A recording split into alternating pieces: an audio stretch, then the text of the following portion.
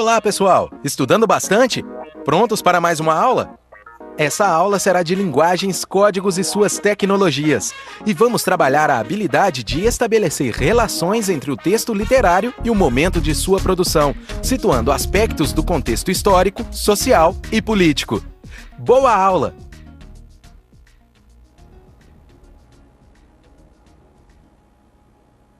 Olá, boa tarde, galera. Tudo bom? Há muito tempo que eu não os encontro, espero que estejam todos bem.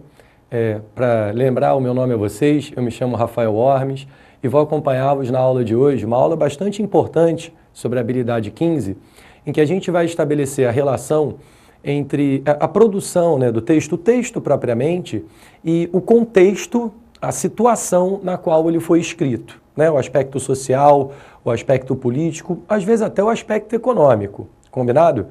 Nessa matéria, inclusive, se torna bastante fundamental o conhecimento dos estilos de época, que a gente vai tentar destacar aqui, embora não dê para a gente aprofundar cada um especificamente, a gente vai tentar falar um pouco de cada um, trazer a essência de cada um deles. Para você que está com o seu material aí, em frente a você, abre na página de número 54, combinado? Para você, de repente, poder acompanhar, porque normalmente os textos que eu trago aqui, eles são um pouco diferentes, mas as explicações que constam no seu material, elas são basicamente semelhantes, só que com outros textos.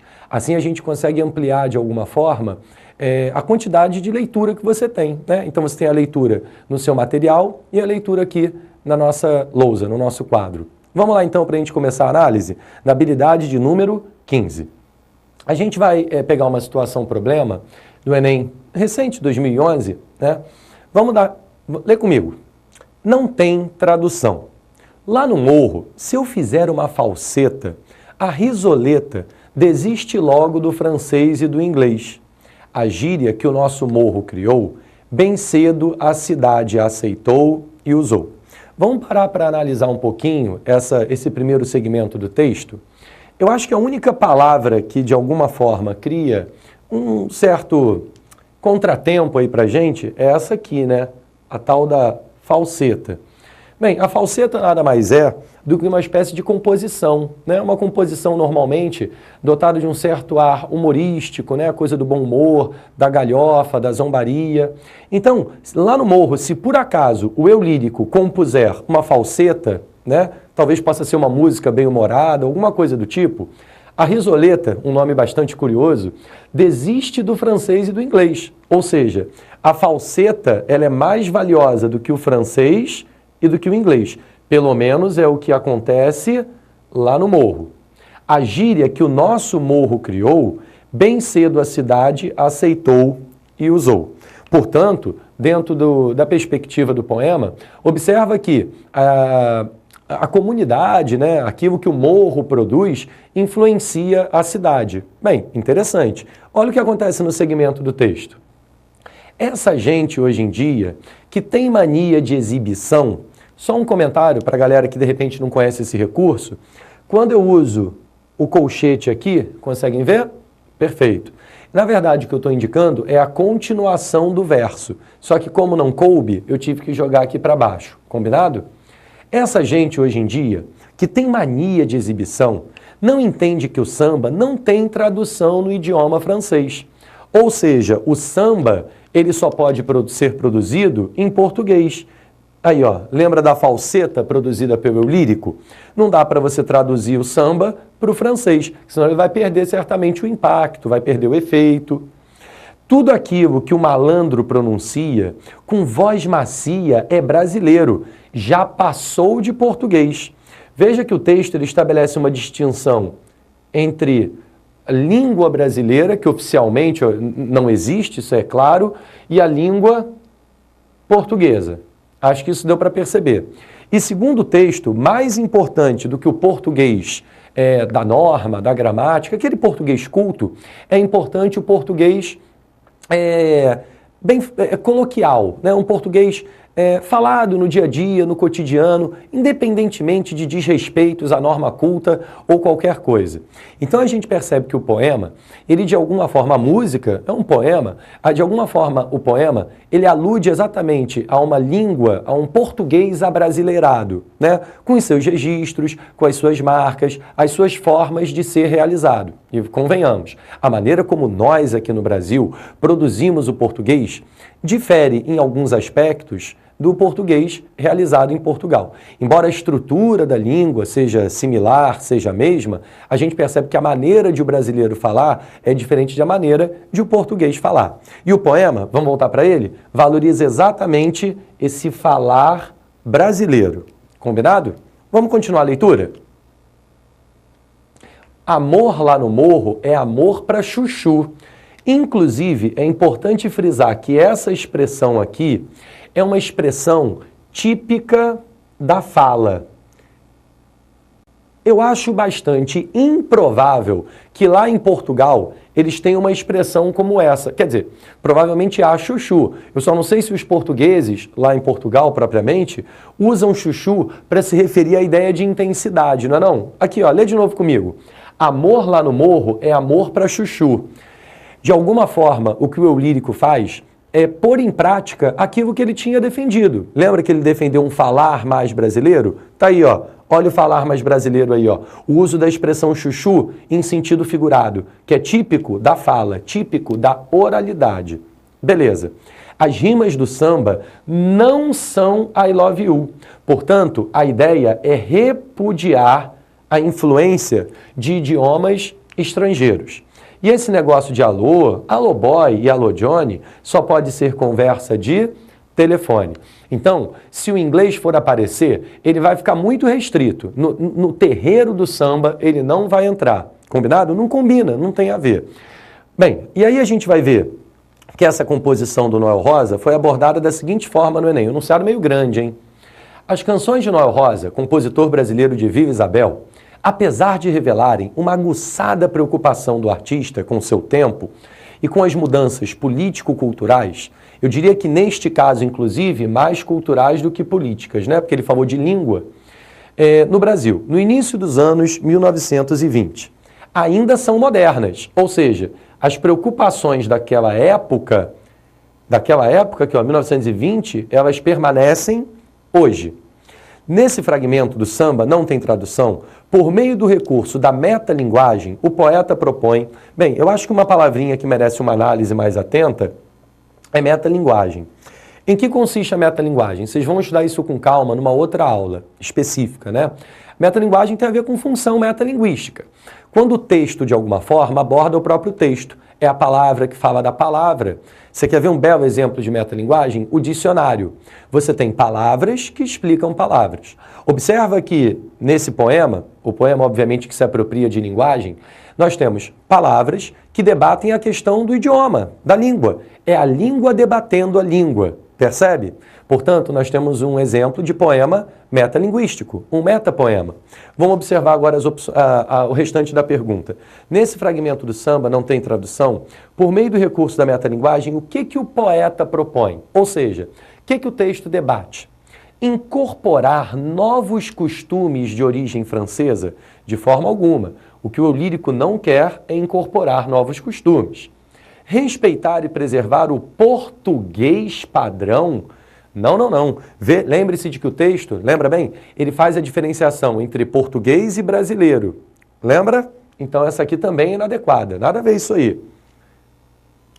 Valorizar a fala popular brasileira. Faz sentido. Como patrimônio linguístico. É verdade. E forma legítima de identidade nacional. Olha, isso aqui faz muito sentido. Então nós temos uma língua brasileira que é pertinente ao samba e ela deve ser respeitada. Combinado? Ela deve ser conservada. Bacana. Vamos ver as outras opções, o que de repente há de errado nelas? Mudar os valores sociais vigentes. Peraí, ele quer mudar os valores sociais vigentes? Impróprio, inadequado. Ironizar a malandragem carioca. Aculturada... Peraí, ele está ironizando a malandragem do Rio de Janeiro, da capital fluminense? De forma alguma. Então essa opção é até bastante ruim, né? A gente acaba marcando a letra C. E o que é bacana a gente perceber nesse texto? Veja que o enunciado, de forma bastante didática, ele fez questão de mencionar a data do poema. Não foi? Lá por volta de 1920, a preocupação que continua até hoje.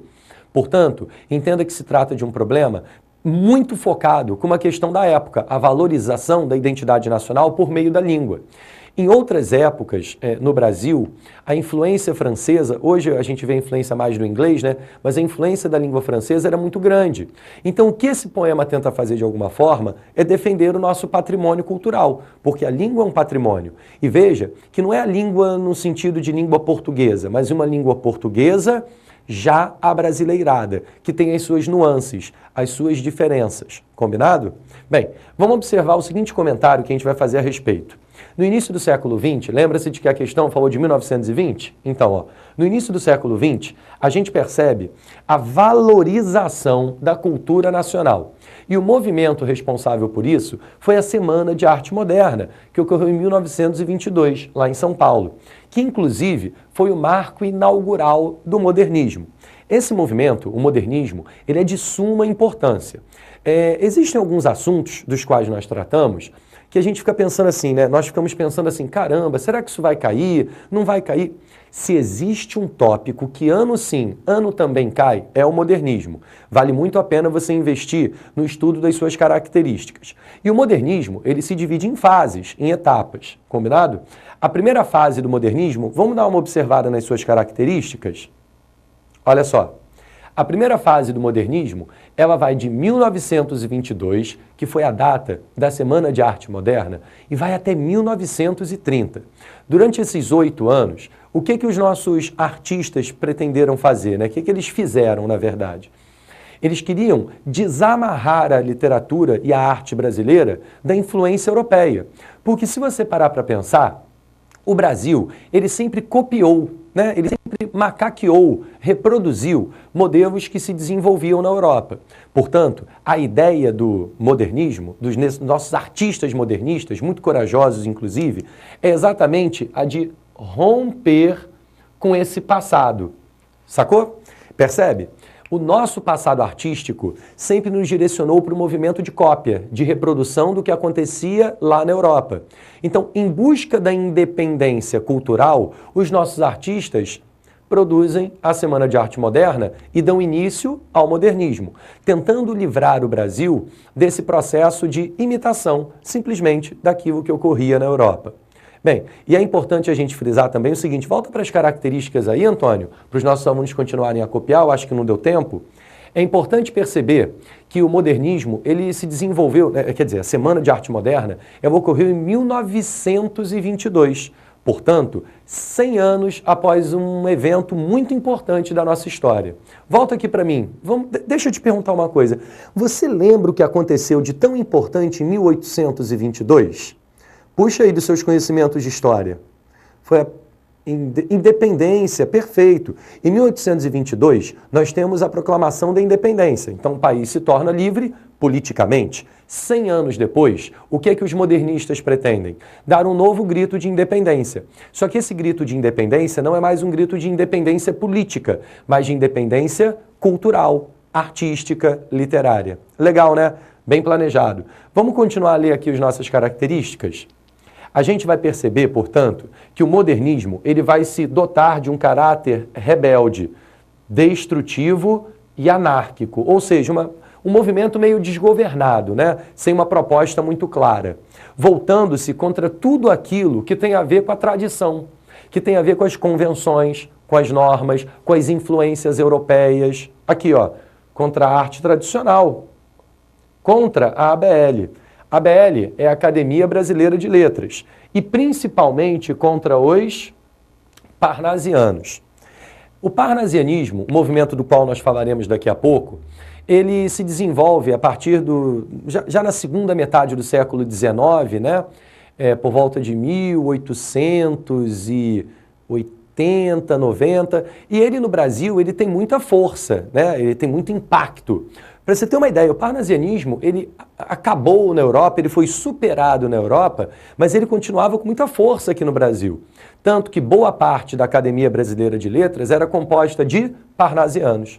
Por isso, na Semana de Arte Moderna, foi recitado um poema chamado Os Sapos, uma referência metafórica e pejorativa exatamente a quem? Imagina, volta aqui para o quadro. Quem você imagina que eram os sapos? Os sapos são os parnasianos. Combinado? E aí, para a gente poder terminar o nosso quadro, acho que deu tempo de copiar, né? Busca da liberdade genuína de expressão. O que querem, portanto, os modernistas é a liberdade para experimentar. Para você ter uma ideia, o Noel Rosa, não que ele tenha participado da Semana de Arte Moderna, não é isso que eu estou dizendo, não. Mas ele vive num contexto histórico em que muitos artistas buscam exatamente a independência cultural. E quando você lê aquele samba-canção dele, você percebe muito bem o seguinte, o afastamento das influências europeias, do francês, do inglês e a valorização do português. A propósito, do português não, do brasileiro ou de um português abrasileirado. Então perceba, o contexto histórico que a gente vive em 1920, de 1920 em diante, é exatamente da independência cultural. E a música do Noel Rosa, de alguma forma, faz isso. Valoriza o nacional, o brasileiro, por meio da língua. Combinado? Bacana? Bem, vamos então fazer o seguinte, vamos dar prosseguimento ao nosso quadro. A gente falou de modernismo, eu vou trazer para vocês aqui uma outra temática, tá bom? A gente vai ler agora um poeminha do famoso Manuel Bandeira, um escritor muito bom, quem não conhece deveria conhecer, vale a pena você pesquisar sobre esse cara. A gente vai ler Irene no Céu, olha que poema pequenininho, vamos lá? Irene preta, Irene boa, Irene sempre de bom humor. Imagino Irene entrando no céu. Licença, meu branco. E São Pedro Bonachão, sabe o que é Bonachão, galera? Bonachão quer dizer simpático, bem-humorado, gente boa, aquela figura carismática. É o São Pedro, que recebe a Irene de forma bastante, agradável. E São Pedro Bonachão, entre Irene, você não precisa pedir licença. Veja, portanto, que a Irene, ela não precisa, quando chega ao céu, reproduzir um comportamento que ela praticava quando estava viva, porque a Irene morreu, acho que você percebeu, né? A Irene subiu, chegou ao céu. Chegando ao céu, o que ela fez? Vamos voltar aqui para a lousa? Olha só, chegando ao céu, a primeira coisa que ela fez foi reproduzir um comportamento que ela praticava em vida. Licença, meu branco. Só que o São Pedro, ele diz, você, Irene, aqui ó, você não precisa pedir licença. A minha leitura sobre esse texto é a seguinte.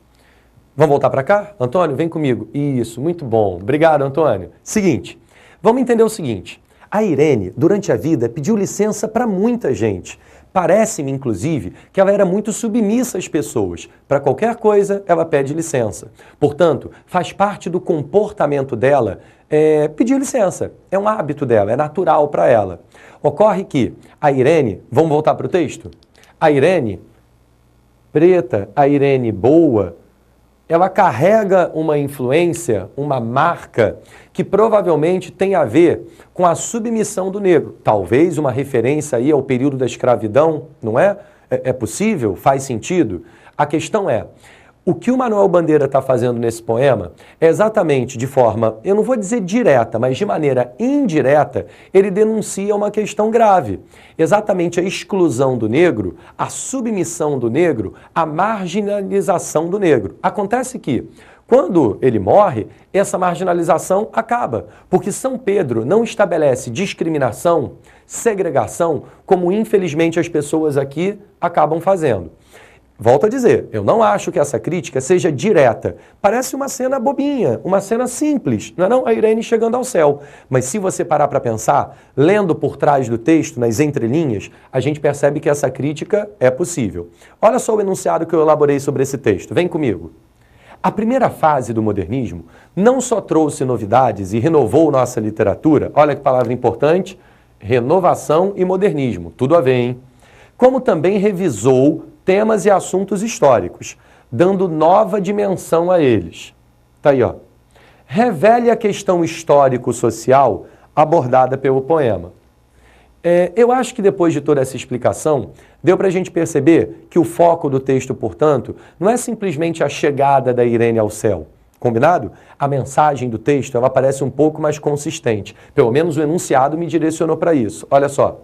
Manuel Bandeira aborda a exclusão social do negro, social, econômica, o tratamento marginal do negro dentro da sociedade de domínio branco, o preconceito social sobre o negro. Então a verdadeira temática do texto é exatamente essa. Combinado?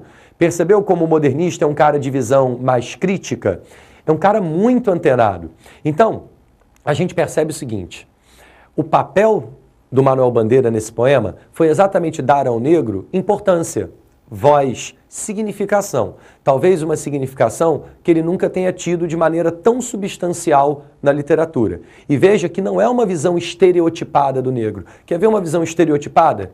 Eu não sei se você se lembra, na época do romantismo, lembra romantismo? Poetas, na verdade, um poeta que a gente sempre menciona, é o Castro Alves, falava sobre a condição do negro como escravo. Lembra? Tanto que é dele, do Castro Alves, a autoria de O Navio Negreiro, uma obra muito importante. Nessa obra, de fato, o negro aparece na literatura, só que ele aparece na condição de escravo. Veja que esse poema não trata simplesmente o negro nessa visão, enfim, estigmatizada propriamente. Ele denuncia o preconceito, só que de uma maneira indireta, como se nem fosse o verdadeiro tema do texto. Acho que essa análise foi um pouco difícil, não foi não? Bem, e aí para a gente poder prosseguir, eu te convido para um novo desafio. A propósito de falar em desafio, se vocês se sentirem à vontade, e eu espero que o façam, mandem perguntas para a gente, tá bom? Para a gente poder aqui ampliar a nossa discussão, porque senão eu fico aqui falando sozinho, fico muito solitário, e eu acho que a sua pergunta pode preencher um pouco esse vazio do estúdio. Vamos lá então para o texto, vem comigo. De novo, Enem 2011. Esse é um texto bem complicado. Vamos ver o nível de concentração que a gente vai precisar aqui, nível de conhecimento. Lépida e leve. Lépida quer dizer ligeira, tá bom? Língua do meu amor, velosa e doce. Olha, esse velosa aqui me lembra um pouco veludo, né? Provavelmente tem a ver com a ideia de macia, percebeu? Então, é uma língua do meu amor, depois a gente vai descobrir o que é isso, que é velosa, é macia e doce. Que me convences de que sou frase. Opa, peraí. O eu lírico, olha o verbo aqui, se torna frase. Portanto, o que a gente percebe é uma relação intensa, uma relação... Opa, não saiu, vou tentar de novo, hein? Existe uma relação intensa entre a língua e o eu. Percebeu ou não? Vamos ler de novo? Língua do meu amor, veloz e doce, que me convences de que sou frase. Ou seja, o eu lírico se torna frase a partir do uso da língua. Então existe uma relação que nós definimos como intrínseca, como se algo pertencesse a outro, um estivesse dentro do outro, embutido, conectado, enfim, a ideia é essa. Vamos voltar para cá? Língua que me contornas, ou seja, que me envolve, que me vestes, quase. Ou seja, que quase me vestes. É porque aqui a gente tem uma pequena inversão. A propósito, deu para perceber o motivo da inversão? Aqui, ó, fica aqui no quadro, fica aqui no quadro. Observa bem que o quase, que mudou de posição, está rimando com o quê? Com frase. Então, na verdade, o que ele está dizendo é que quase me vestes. Voltando para cá. Deu para você perceber como os verbos, quadro de novo, contornas, vestes. Deu para você perceber como os verbos estão sendo usados de maneira figurada? Porque a língua, ela não envolve totalmente a pessoa, ela não contorna e nem veste a pessoa. Na verdade, o que você tem é aquele processo de que a língua e o indivíduo, eles estão conectados, atrelados. Percebeu? Só que isso foi dito aqui de maneira metafórica. Difícil, né? Vamos voltar aqui. Como se o corpo meu de ti vindo fosse. Ou seja, como se meu corpo tivesse vindo de ti. O meu corpo veio da língua. O que reforça, de novo, hein, aquela relação entre a língua e o indivíduo, entre o eu lírico e o idioma. Voltemos. O texto não acabou, não. O desafio continua. Aí, ó. Língua que me cativas, que me enleias. A ideia de cativar é tipo uma língua que me agrada, que me faz bem, tá bom? Me cativas. Que me enleias, que me envolve. Os surtos de ave estranha. Caramba, é uma língua que me enleias, surtos de ave estranha. Ou seja, Aqui a gente tem uma metáfora bem difícil de entender. A minha leitura sobre esse fragmento aqui é a seguinte: essa língua, quando envolve o indivíduo, ela envolve com surtos de ave estranha. Ou seja, existem, digamos assim, ruídos, barulhos, sons dessa língua, ou como diz o texto, surtos de ave estranha. Talvez alguns ruídos que venham da língua são ruídos que eu não entendo.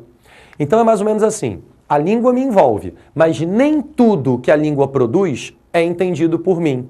Eu acho que você vai concordar comigo que não dá para a gente entender tudo aquilo que existe na língua. Você não tem conhecimento de todas as palavras do dicionário, por exemplo. Eu tenho certeza, inclusive, de que esse texto aqui, ele deve estar parecendo para você o surto de uma ave estranha. Parece que ela está escrevendo isso aqui, você não está entendendo nada. Parece um ruído qualquer, tá bom? Então, nós, muitas vezes, estamos submetidos a surtos de ave estranha, como se fossem ruídos esquisitos, incompreensíveis, estranhos. Difícil, né? Voltemos ao texto. Em linhas longas de invisíveis teias. Você está percebendo a ideia de envolvimento aqui, ó? A língua, ela envolve com linhas longas de invisíveis teias. Vários são os termos aqui no texto que remetem exatamente ao processo de envolvimento, de conexão. Em linhas longas de invisíveis teias, de que és a tanto habilidosa aranha, ou seja, a língua é a aranha que constrói essa teia. Acho que essa parte não foi tão difícil não, né? Mais ou menos? Segue o texto, para acabar, hein? Amo-te as sugestões gloriosas e funestas. Gloriosas, bem, você sabe que é glorioso. Funestas tem a ver com fúnebre, morte, né? Então algumas sugestões são muito legais, são gloriosas. Outras sugestões são meio tristes, são funestas, tem a ver com morte. Meio pesado isso aqui, hein? Amo as tuas sugestões gloriosas e funestas.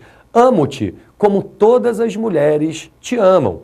Ó língua lama, ó língua resplendor. Veja que as imagens sobre a língua, elas são imagens diferentes, percebeu? A língua pode ser lama, tá vendo? A língua pode ser, enfim, perigosa, ruim, suja, não sei. Pode ser baixa, pode ser, sei lá, um palavrão, não sei. A língua pode ser resplendor, pode ser algo bonito, pode ser uma canção legal que te comove. A língua, ela tem efeitos diversos. Ela pode te levar para a lama, pode te levar para o brilho, para o resplendor. Legal essa ideia aqui, né? Língua lama, língua resplendor. Pela carne de som que a ideia emprestas. Carne de som que emprestas à ideia. Olha só essa ideia aqui que ela falou de carne. Que carne é essa? Lembra, galera, desde o início do texto, o que eu estou dizendo para vocês? Volta aqui. Isso aí, voltou. Desde o início do texto, eu estou dizendo para vocês o seguinte: existe uma forte conexão entre a língua e o eu lírico.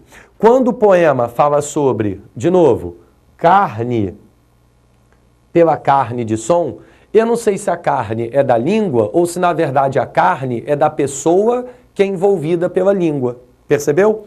Porque entre a língua e a pessoa, o indivíduo, existe uma relação muito, muito extrema. Pela carne de som que emprestas a ideia. E pelas frases mudas, olha que estranho isso aqui, né? Como é que uma frase pode ser muda? Frases mudas que proferes nos silêncios de amor. Bem, eu vou dizer uma coisa para vocês. Você pode ter lido o texto e agora pode estar com aquele sentimento que é mais ou menos assim: caramba, tomara que não caia. Olha, eu não sei se você tem que torcer para não cair. O importante é você saber que o texto caiu. Se você pegar a prova de 2011, você vai encontrá-lo. E aí eu trouxe para você exatamente um desafio, que é a questão do Enem 2011. A poesia de Gilca Machado identifica-se com as concepções artísticas simbolistas. Simbolismo. Já vou te adiantar uma coisa. Dificilmente será possível acertar essa questão se você não tiver conhecimento sobre essa escola literária, né, que é o simbolismo. O simbolismo se desenvolve aqui no Brasil a partir de 1893, né, que é a data que didaticamente se coloca. E ele se desenvolve a partir dessa data, a partir de então. Esse movimento simbolismo, ele é marcado por um forte caráter espiritual, a valorização do inconsciente, daquilo que é abstrato. É muito comum que na literatura a gente fale sobre aquilo que a gente conhece, aquilo que a gente entende, aquilo que a gente vê. O simbolismo, ele tenta mostrar aquilo que não se vê, aquilo que não se conhece. Então, em vez de valorizar o consciente, o que ele vai tentar destacar? O inconsciente. É aquilo que acontece no sonho, na loucura. A linguagem simbolista é altamente abstrata. Acho que deu para perceber por esse poema que a linguagem é muito metafórica, extremamente difícil. Não é não? Como o próprio nome do movimento diz, simbolismo, a linguagem é simbólica. E por ser simbólica, ela não informa, ela sugere. E tudo aquilo que é sugerido é mais difícil de ser percebido. Bem, e aí, vamos continuar a leitura? As concepções artísticas simbolistas. Entretanto, o texto selecionado incorpora referências temáticas e formais modernistas, já que nele a poeta... olha só que sinistro. O enunciado está dizendo que a concepções artísticas simbolistas, mas existem temáticas e aspectos formais do modernismo. Olha só que questão capciosa. O que o Enem deseja aqui é exatamente que nós percebamos o que existe de modernismo nesse poema simbolista. Desafio, hein? Vamos às opções. O que há de modernista aqui? Lembrando que o modernismo prima pela inovação, pela ruptura, o diferenciado acima de tudo. O poema ele procura desconstruir a visão metafórica do amor. Vamos combinar uma coisa? Primeiro, o poema ele não desconstrói metáfora nenhuma. Ao contrário, o poema é altamente metafórico. Outra coisa, o tema do texto não é propriamente o amor. Combinado? E abandona o cuidado formal. Meu amigo, isso aqui não está pouco não, mas está muito errado. Se você voltar ao texto, aqui ó, voltando a ele, observa que existe preocupação, por exemplo, com rima, funestas, emprestas, mulheres, proferes, resplendor, amor. Notou? Vou ficar só nisso. O texto ele se preocupa com a forma é importante. Então já vou te adiantando que essa letra A é imprópria. Sai daqui. Concebe a mulher como um ser sem linguagem e questiona o poder da palavra. Não, ao contrário. O que o texto de alguma forma procura ressaltar é a conexão entre o indivíduo e a palavra. Lembra? Concebe a mulher como um ser sem linguagem, ao contrário. Tá? Aí por que o enunciado está falando de mulher? Porque como a autora é uma mulher, normalmente espera-se que o eu lírico seja uma mulher. Espera-se, tá bom? Tá errada. Questiona o trabalho intelectual da mulher. Caramba, questiona o trabalho intelectual da mulher. Você acha que o poema fez isso? Você acha que o modernista deprecia a mulher? Totalmente impróprio. Ó, faltaram duas, está melhorando, hein? Propõe um modelo novo de erotização na lírica amorosa e propõe a simplificação verbal.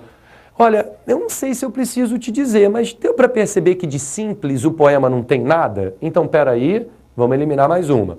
Eu acho que por eliminação, como a gente não vai passar da letra E, a gente já chegou à resposta. Vamos avaliá-la? Explora a construção da essência feminina. Olha, a gente pode pensar na essência feminina, uma vez que o eu lírico seria uma mulher. A partir da polissemia quer dizer vários sentidos de língua. E inova o léxico. Léxico, para quem não sabe, é vocabulário. De fato, o poema, ele mexeu com a palavra língua, usando-a de forma altamente criativa, inusitada, fora do padrão. E se existe um movimento artístico que pega a linguagem e tira do seu padrão, tira do seu senso comum, é o modernismo.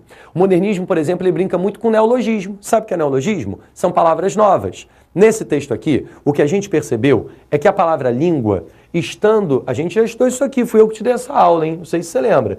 Estando no sentido figurado, aí ó, estando no sentido figurado, explorou-se a polissemia da palavra língua.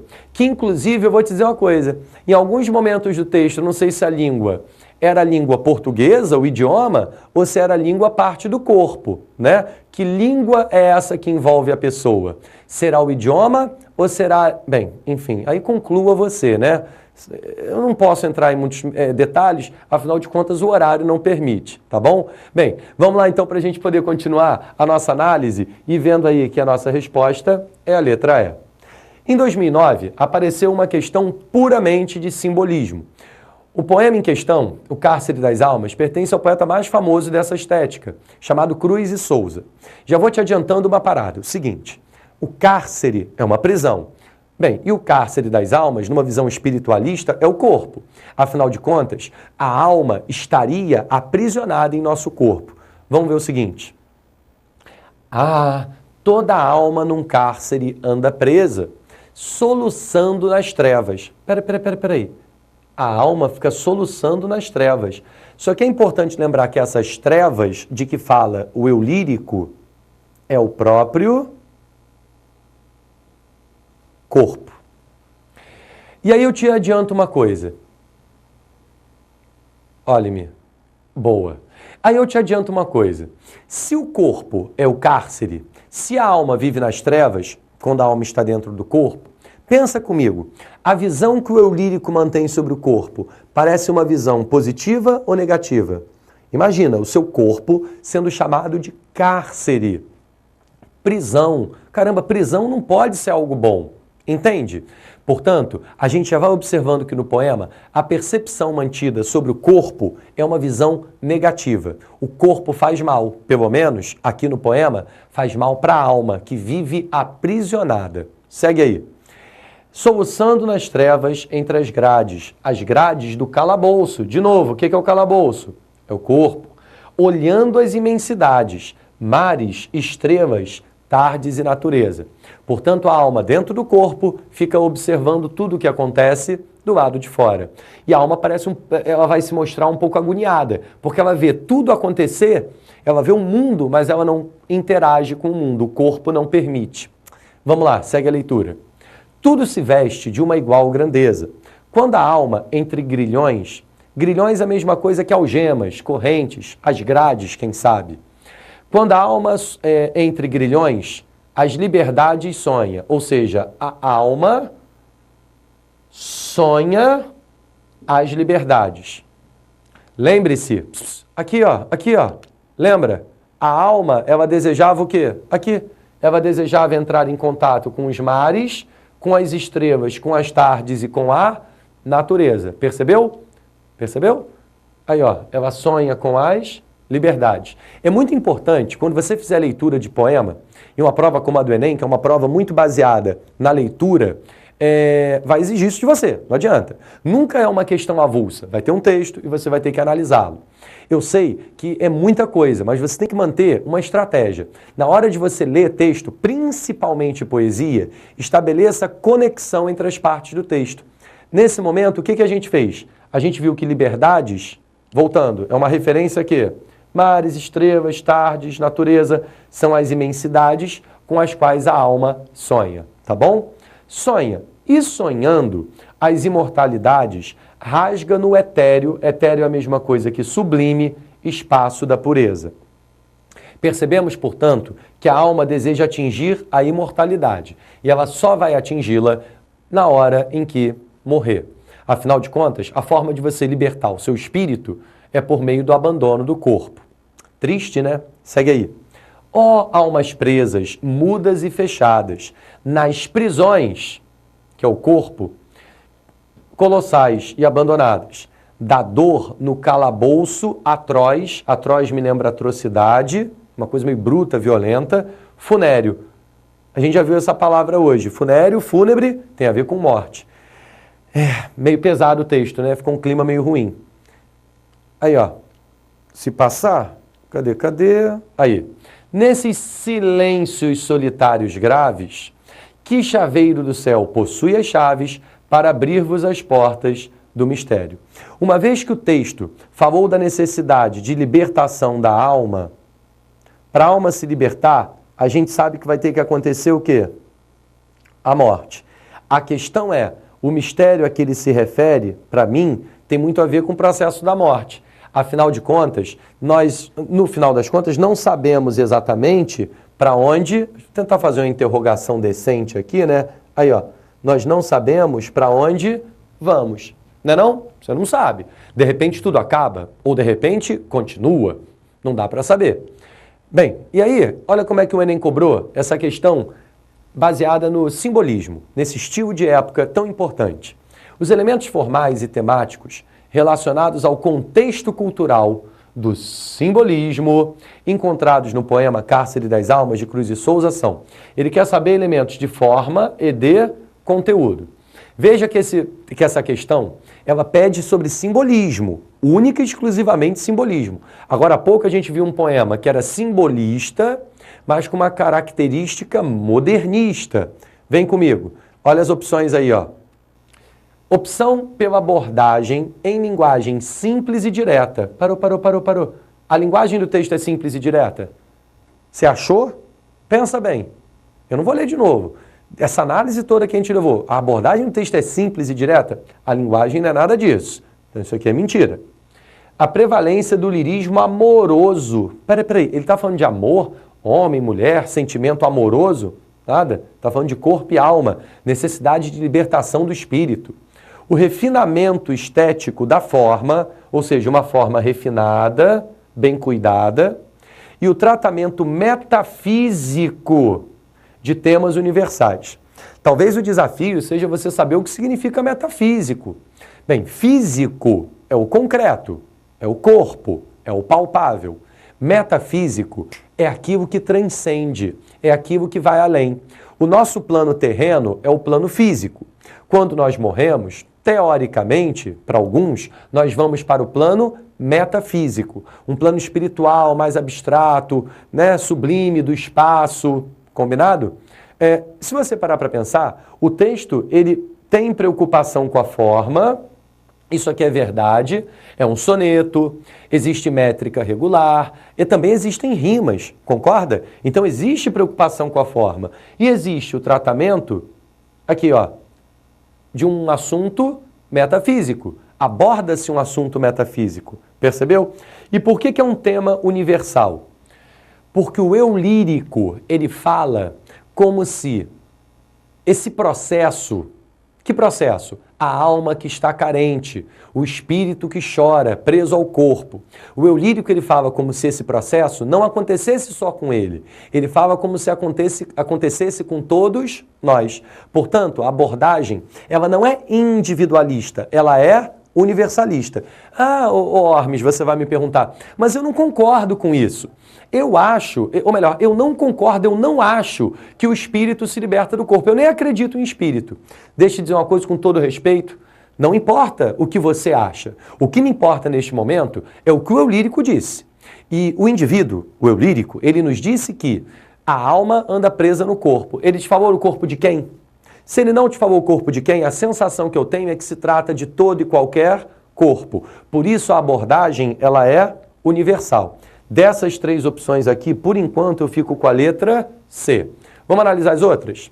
A evidente preocupação do eu lírico com a realidade social. Parou. Realidade social? Não. Está preocupado com o espírito. A liberdade, galera. A liberdade formal da estrutura poética. Peraí. Liberdade da estrutura poética que dispensa rima. Peraí. Eu vou voltar ao texto só para você lembrar. Aqui, ó. Grandeza rima com pureza, liberdades e imensidades. Tá vendo aí? Presa rima com natureza, grades e imensidades. Convenhamos, essa letra E que a gente leu aqui, ela é totalmente imprópria. Fechou. O que a gente viu aí é que o simbolismo, portanto, é uma escola literária que se preocupa com a forma, tá vendo? Se preocupa com a forma e se preocupa com temas metafísicos, mas que valham para todo e qualquer indivíduo, ser humano. Combinado? Acho que essa foi um pouco mais fácil do que o texto da língua, concorda? Eu achei que foi um pouco mais fácil.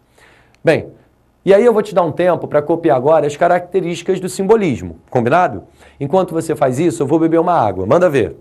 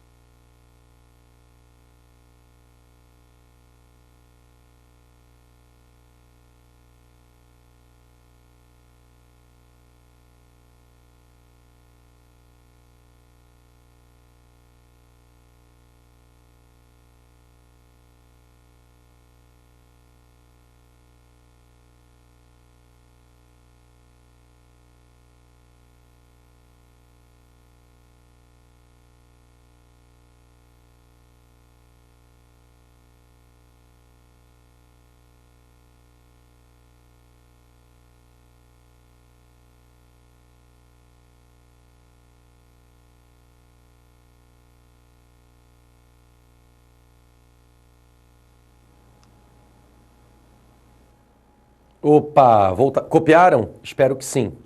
Foi bom que vocês copiaram, deu esse tempo, eu pude me hidratar, porque eu estava falando demais, não deu, eu estou há 45 minutos falando incansavelmente aqui. A propósito disso, enquanto vocês copiaram, vocês mandaram alguma pergunta? Vamos ver. Antônio, você tem pergunta aí para mim? Manda ver.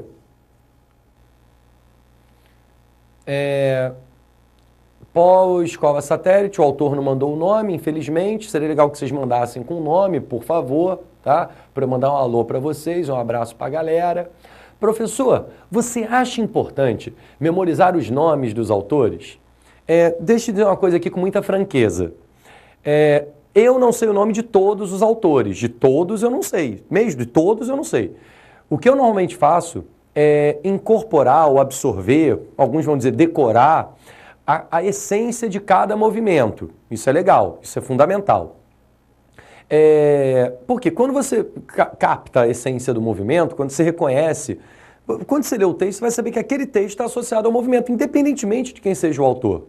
Entendeu? De repente você ficar decorando o nome, só vai contribuir para um estudo, para mim, um pouco mais artificial da matéria. Entendeu? Fica aquele estudo meio decoreba demais. Não é legal. O vestibular antigamente, realmente, ele cobrava dessa forma, dessa maneira, valorizar apenas a memorização.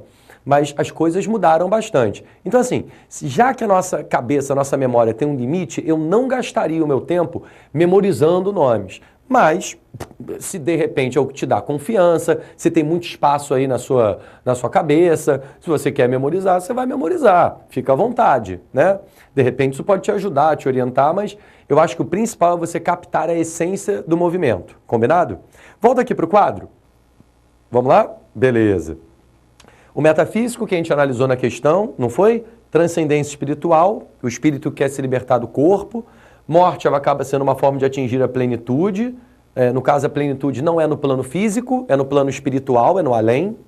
Forte subjetividade. O que é subjetividade? A subjetividade é a ênfase no... Eu não vou conseguir escrever. Opa, falhou. A subjetividade, anota aí, galera. Subjetividade é a ênfase no sujeito. Combinado? Isso é ser subjetivo, é enfatizar o sujeito. E o grande barato do simbolismo é enfatizar uma subjetividade que vale para o eu lírico, mas também vale para todos. Por isso que era universalista. Lembra que a gente viu na questão? Perfeito. E, por exemplo, na hora de tratar da mulher, essa mulher vai aparecer de forma mais abstrata. Às vezes essa mulher vai ser um vulto, tipo um Gasparzinho, um fantasma, né? Às vezes ela está até morta. É meio sinistro, meio macabro. E é curioso que eu coloquei aqui para vocês poesia da segunda metade do século XIX. O simbolismo não foi a única produção da segunda metade do século XIX. Houve um movimento, inclusive, mais famoso do que o simbolismo. Eu vou dizer uma coisa na sinceridade aqui para vocês. Mais famoso e um tanto quanto mais chato. Desculpem aqueles que gostam, mas o parnasianismo... Aí, ó, pode começar a copiar. O parnasianismo é um movimento que se desenvolve paralelamente, simultaneamente ao simbolismo. Ele, inclusive, começa antes e o simbolismo vem depois. Eles coexistem durante o mesmo momento histórico, tá bom? Final do século XIX até 1922, que é a data do modernismo. Acho que eles precisam de mais tempo para copiar, hein, Antônio? Vamos dar mais um tempo aí? Vamos cronometrar um minutinho? Vou dar um minuto para vocês. Manda ver, galera.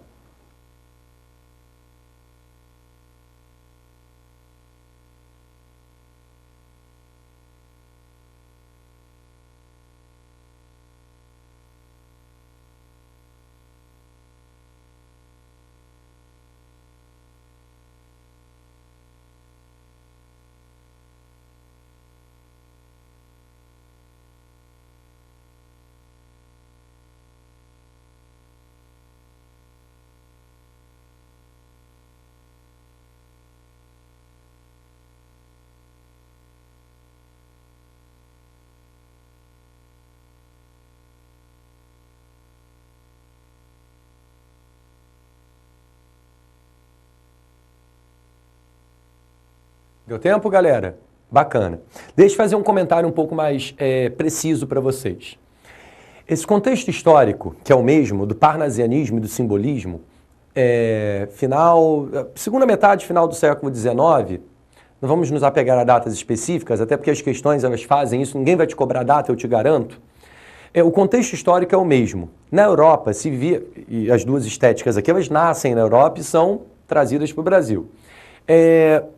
Na Europa se vivia um momento chamado de Bela Época, momento de progresso científico, produtivo, material. Então, você tem duas vertentes. Existem aqueles poetas que se apegam à materialidade. Esses poetas, olha o quadro, os poetas que se apegam à materialidade são os, aqui o quadro, são os parnasianos. Eles se apegam à matéria. Então, eles procuram falar de objetos de arte, né? Tanto que eles defendem o lema que é a arte pela arte. A arte que encontra o seu motivo e a sua finalidade em si mesma. Uma concepção, como eu disse, materialista de poesia. Em vez de valorizar o indivíduo, se valoriza mais a matéria, o objeto. E a mulher, quando aparece, ela aparece de maneira mais concreta e sensual. Ok? Então, vamos voltar para cá? Nesse contexto histórico de progresso intelectual, científico, filosófico, material, produtivo, a gente observa que o parnasianismo tem tudo a ver com esse contexto, ok? Tudo a ver. É inclusive um movimento bastante elitista, diga-se de passagem. E aí o que acontece? O simbolismo, pegar aqui o controle, galera, o simbolismo que a gente viu agora há pouco, aí ó, ele faz o movimento contrário. O simbolista ele entende que, apesar de todo o progresso que o homem tenha no plano material, falta ao homem responder questões essenciais. De onde eu venho, para onde eu vou, entende? A matéria não importa para o simbolista. Eu ainda vou te dizer mais. Para esse cara aqui, a matéria corrompe o indivíduo, ela corrói o indivíduo. Sacou? Você veja quantas pessoas, por causa de dinheiro, por exemplo, acabam tomando atitudes reprováveis, agem de maneira desonesta. Percebe? Então a matéria, os bens físicos, a carne, o corpo, tudo isso é muito negativo. Isso para o simbolista. Percebe? Enquanto o parnasiano segue uma orientação diferente. Então o que a gente vê são duas estéticas que vivem, são dois estilos, que coexistem no mesmo momento histórico, na mesma época, mas que têm características antagônicas diferentes. Tudo bem? Vamos lá então, para a gente dar prosseguimento às nossas análises aqui. Trago uma questão de 2010, já vou te adiantando que é uma questão sobre romantismo, escola literária muito importante. Se eu tivesse que fazer um ranking, eu poria o modernismo em primeiro lugar e o romantismo em segundo, tá bom? Vamos lá comigo, vem comigo. Enem 2010. Já da morte o palor me cobre o rosto. Aqui a gente tem uma inversão, né? Já, aqui ó, o palor, vamos colocar isso aqui ó, tá? Já o palor da morte me cobre o rosto. Quando eu falo em palor da morte, é mais ou menos o estado que a morte vai levar a ele. A morte vai conduzi-lo a um estado, tá? Então, o palor da morte, aquilo que a morte acarreta, aquilo que ela implica, aquilo que ela traz, tá bom? Então, ele está se aproximando da morte. A morte se avizinha, se aproxima. Cobre o seu rosto. Nos lábios meus, o alento... Sabe o que é alento, não sabe? Sabe não? Alento tem a ver com o processo de esperança, expectativa. É um alento que você cria. Poxa, quando você pede para alguém te ajudar, você está fazendo uma prova. E aí, de repente, seu professor não percebeu, né, que você está ali, de alguma forma, precisando de ajuda, né, para responder uma questão. Claro que o professor não vai te dar cola, mas o que você pede, às vezes, de maneira desesperada a ele? Ô, professor, me dá um alento, me dá um auxílio, me dá uma ajuda, me dá um socorro. Vamos lá? Lê de novo comigo. Nos lábios meus, o alento desfalece. Ou seja, esse eu lírico aí, ele está perdendo as esperanças. Surda agonia, o coração fenece. Fenecer tem a ver com a ideia de perecer, de morrer, esvair-se. E devora meu ser mortal desgosto. Mortal desgosto devora meu ser. Só acho engraçado que ele fala mortal desgosto. O que será que conduz esse eu lírico ao desgosto? Eu não sei. Eu não sei por que ele está desgostoso. Eu espero que ele tenha um bom motivo para isso. Eu acho que, de repente, na continuação do texto, a gente vai descobrir. Vamos lá? Do leito embalde no macio encosto, tento o sono reter. Nossa, mas ficou bem difícil agora. Eu vou tentar te ajudar, hein? Tento reter o sono. Percebeu? Ele está tentando dormir. Percebeu ou não? Tento reter o sono no macio encosto do leito. Ele está tentando... Olha, para que tanta dificuldade para falar uma coisa tão simples? Não, você deve estar se perguntando. Ele está tentando dormir, ele está tentando repousar no macio encosto da cama, do leito. Só que esse processo é um processo embalde. Embalde significa à toa. E esse A, vamos botar aqui para a lousa digital? Aqui, ó. Isso. Esse A a gente escreve assim, tá? À toa. Ou seja, ele está tentando dormir, ele está tentando prender o sono, mas ele não consegue. Só uma coisa que me chamou a atenção nesse poema, me chamou a atenção. Eu não sei se o sono aqui, eu estou pensando, eu não sei se o sono aqui, se ele é sono de dormir mesmo, ou se é um sono mais profundo. Até porque, pelo que a gente leu antes, volta para a lousa, pelo que a gente leu antes, o que está se aproximando dele mesmo? Cadê? Aqui, ó, achei, a morte. Portanto, minha turma, galera, eu não sei se é um sono no sentido de dormir ou se é no sentido de um sono eterno. E aí, o que será? Segue a leitura. O corpo exausto que o repouso esquece, o corpo exausto esquece o repouso. Eis o estado em que a mágoa me tem posto. O adeus, o teu adeus, minha saudade. Opa, acabei de achar no poema o motivo pelo qual ele está vivendo desgosto. Eu não estou te falando, tem que ler o texto conectando as suas partes. O desgosto do eu lírico, ele está associado a um adeus, alguém que se despediu dele. Não sei, pode ter sido a mãe dele, pode ter sido a pessoa amada, pode ter sido o cachorro, não sei, mas alguém de quem ele gostava bastante, alguém que ele estimava e que se despediu. O adeus, o teu adeus, minha saudade, fazem que insano do viver me prive. Não, mas fica bem complicado. O teu adeus, minha saudade, fazem que me prive, olha isso aqui, ó, que me prive do insano viver.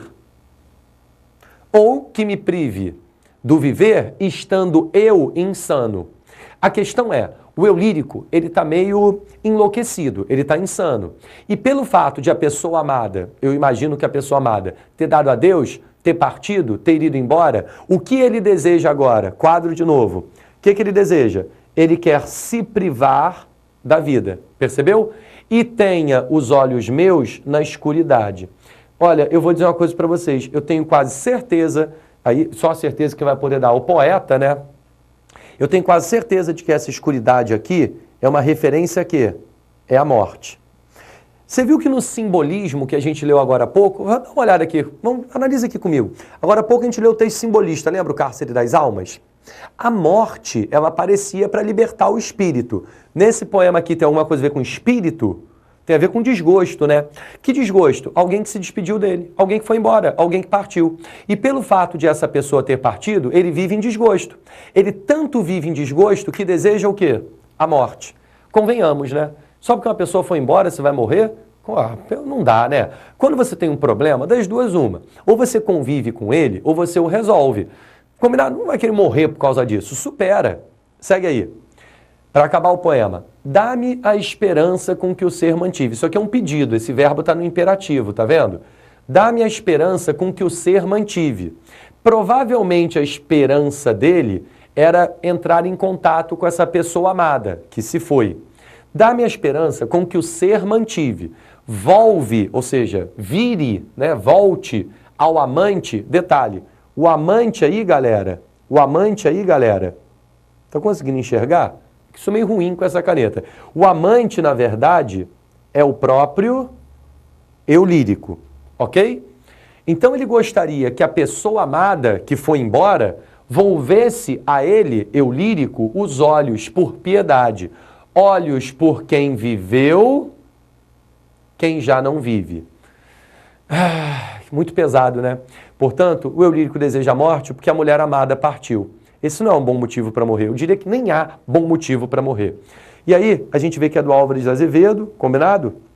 Famoso poeta romântico. Se bem que eu gostaria que você não decorasse o nome do autor. Então vamos esquecer o nome do autor e vamos ver a questão do Enem. Ó. O núcleo temático do soneto citado é típico da segunda geração romântica. Ou seja, tem no mínimo, pelo menos tem a primeira. Na verdade, são 3 gerações românticas, tá bom? Primeira, segunda, terceira. Porém, configura um lirismo que projeta, parou, que projeta quem? O núcleo temático do soneto citado é típico da segunda geração romântica. Porém, configura um lirismo que o projeta, ou seja, que projeta o lirismo para além desse momento específico. Que momento específico? Para além da segunda geração. Percebeu isso? O fundamento desse lirismo, qual é? Caramba, ele quer saber o que projeta o indivíduo para além desse momento específico que é o da segunda geração romântica. O fundamento desse lirismo, qual é? Caramba, vamos lá. A angústia alimentada pela constatação da irreversibilidade da morte. Deixa eu te dizer uma coisa. Para nós, vamos analisar aqui. Para nós, sentir angústia é ruim, é desagradável. O que você mais quer é se livrar dela. Para o poeta, para o escritor na segunda geração romântica, isso não é ruim, ao contrário. A angústia, o sofrimento, a dor, a tristeza, tudo isso é legal. Como assim é legal? Eu acho que legal não é a melhor palavra. Tudo isso estimula, tudo isso é um estímulo. Vamos trocar legal por estímulo. Então a tristeza, a dor, o sofrimento, tudo isso é estímulo para o poeta escrever. Eu costumo usar uma expressão que é a seguinte: o sofrimento, a angústia, todos esses ingredientes, eles são combustível para a poesia da segunda geração romântica, que é chamada de mal do século, ou ultra-romântica também, né? É exatamente a geração romântica da descrença, do sofrimento. Então, por mais que para nós o sofrimento seja ruim, é o que abastece essa poesia, entendeu? É o que dá força, é o que dá tema a essa poesia, tá bom? Vamos voltar aqui para o quadro. Então, assim, vamos ler aqui de novo a questão, que eu já me perdi? O fundamento desse lirismo qual é? A angústia alimentada pela constatação da irreversibilidade da morte? Não sei, depois a gente volta para essa se for o caso. A melancolia que frustra a possibilidade de reação diante da perda. Peraí, a gente tem um problema aqui. Sabe qual é o problema? A questão falou sobre melancolia. A melancolia é bem-vinda para esse cara da segunda geração? Sim, ela é bem-vinda. A melancolia é bem recebida, digamos assim. E aí o que você vai observar na opção de letra B é o seguinte, que frustra a possibilidade de reação. Pelo que você está lendo na letra B, parece que a melancolia frustra a possibilidade de reação diante da perda. Quando você lê a letra B, o que parece, pelo que eu estou lendo aqui, é que a melancolia frustrando a possibilidade de reação diante da perda, como se a melancolia fosse ruim, quando na verdade a melancolia é bem vista pelos escritores dessa geração. Eu vou fazer o seguinte, eu acho que a primeira, letra A, tem tudo a ver. A segunda, eu não sei não. Eu vou deixar aqui um X, porque eu estou achando essa aqui estranha. A melancolia frustra a possibilidade de reação, como se ele não quisesse sentir melancolia, ele quer sentir melancolia. É isso o que dá a essência desse lirismo, tá bom? Beleza? Segue aí. O descontrole das emoções provocado pela autopiedade. Realmente a gente percebe um certo descontrole, né, por parte do eu lírico. Isso acontece bastante na segunda fase, na segunda geração romântica. O desejo de morrer como alívio para a desilusão amorosa. Tudo a ver com a segunda fase. O gosto pela escuridão, lembra que havia obscuridade no poema? Como solução para o sofrimento. Verdade. A gente diz que a morte, a escuridão, a morte ela é uma forma de fuga ou de evasão. Eu não sei se você percebeu, mas todas as opções, quer dizer, a E, a D, a C e a A, todas elas têm característica da segunda geração romântica. Só que a questão ela tem um porém, ela tem um contraponto. A questão, ela quer saber o que projeta o poema para dentro da segunda geração romântica ou para além da segunda geração romântica? Vamos entender isso de novo? Vem comigo. O poema quer saber o que projeta o eu lírico para dentro ou para fora da segunda geração romântica? Lê comigo a questão. O núcleo, essa questão é difícil, que eu não tô aqui duvidando da inteligência de ninguém, não. Vamos jogar o nível lá no alto. O núcleo temático do soneto citado é típico da segunda geração romântica. Então, assim, o núcleo temático é da segunda geração. Porém, configura um lirismo que o projeta para além desse momento específico. O fundamento desse lirismo que está além. Portanto, ele quer saber o que está de acordo ou o que está em desacordo com a segunda geração romântica. Desacordo. E o que esse poema tem de desacordo com a segunda geração romântica? Melancolia que frustra a possibilidade de reação. Porque o cara da segunda geração, ele não quer reagir. E o que eu vi nesse poema é que ele está tentando reagir. Portanto, o que vai além, o que extrapola, o que foge, é o que está na letra B. Tenha certeza de que essa questão do ano de 2010, ela é de nível bem difícil, bem complicado. Eu acho que, assim, ajudaria, se bem que, assim, ajuda você a saber as características, mas é fundamental que você leia bem o texto. E o texto, de fato, é bem difícil, bem complicado. Olha só as características da segunda geração. Copia?